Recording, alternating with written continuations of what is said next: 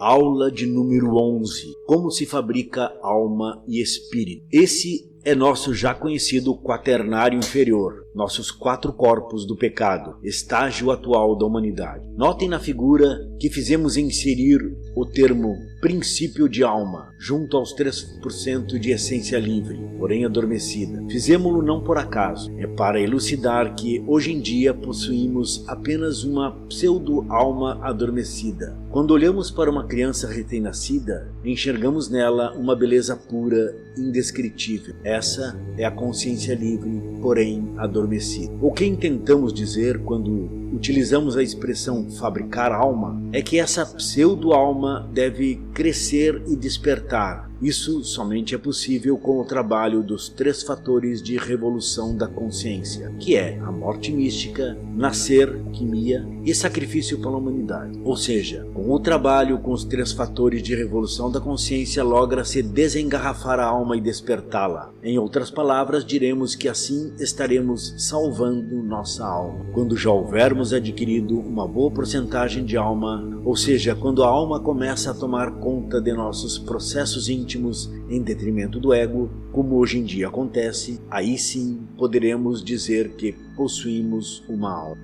Resumindo longos trabalhos conscientes e padecimentos voluntários, diremos que com a morte do mesmo vamos desengarrafando a alma, com o trabalho alquímico que, além de potencializar o trabalho da morte do ego, pois dá poder à Devi Kundalini, nossa serpente ígnea dos nossos mágicos poderes, para eliminar os eus mais fortes. É no trabalho do nascer que vamos fabricando os corpos solares, veículos de expressão da alma, fazendo com que ela atue com todo seu esplendor e poder. Não nos esqueçamos de que ainda é como o trabalho nascer, não nos esqueçamos de que ainda com o trabalho do nascer que se faz possível o religare, ou seja, é no trabalho sexual, ser feito de acordo com os preceitos da loja branca que logramos nos religar com Deus.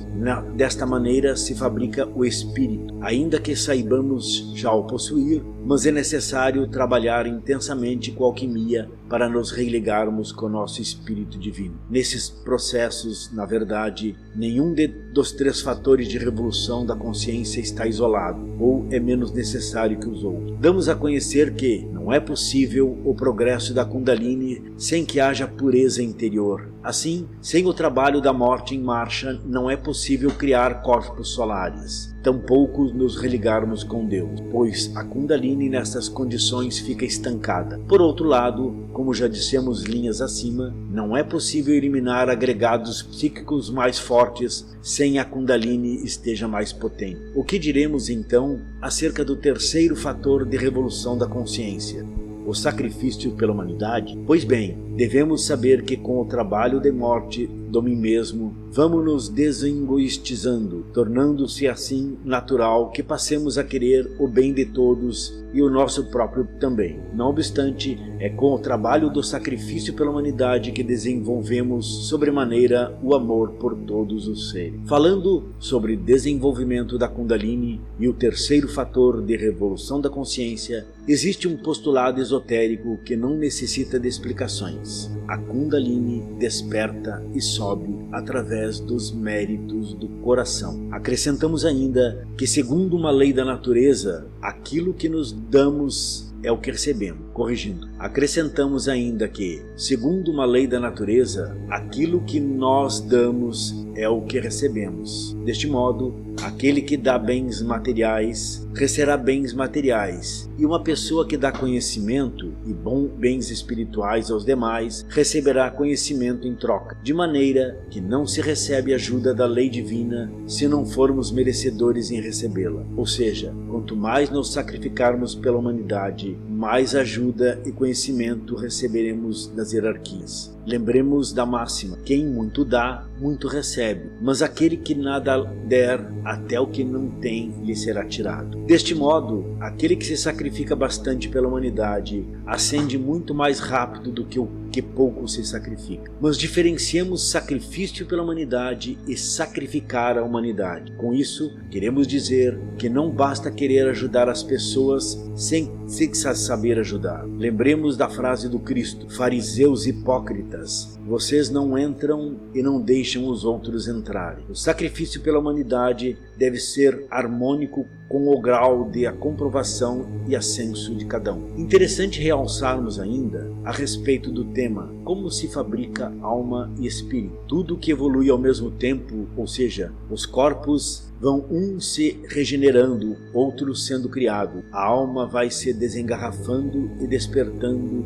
e o espírito vem se religando. A natureza não dá salto. Atentemos a respeito da alma, que o ego não é totalmente eliminado quando se formou a alma. Assim, o trabalho de morte segue até aos pés do absoluto. Em lições posteriores detalharemos bem isso, quando falarmos sobre os eus causa. Ainda falando sobre a alma, damos a conhecer que a alma tem que ser despertada para conhecer a verdade. Ela deve transcender o ego e a mente e atingir a sexta dimensão, sua própria morada, para ser despertada. A meditação transcendental profunda faz despertar a consciência, pelo menos o pouco que chegou até lá. Queremos dizer que se um disciplinadíssimo estudante de esoterismo praticar intensamente a meditação, conforme temos ensinado aqui, podemos despertar aquilo que tem consciência livre, porém adormecida. Isso os yogis o têm feito em demasia.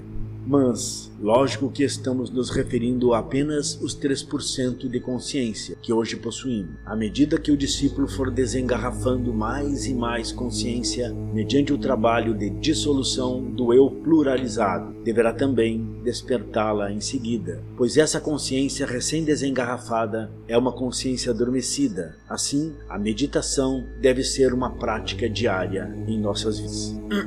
Pausa para a aguinha. O fato que devemos elucidar é que o discípulo pode até conseguir chegar a criar seus corpos solares, astral e mental, sem ter despertado a consciência. Mas isso pode ser tanto perigoso. Para entender melhor isso, veja-se a lição sobre Rasmussen. Um iniciado é aquele que despertou o seu fogo sagrado. O homem autêntico é o iniciado que já levantou completamente 4 serpentes: a do corpo físico, a do vital, do astral e do mental. Aqui sim se pode dizer que o homem é imagem e semelhança de Deus.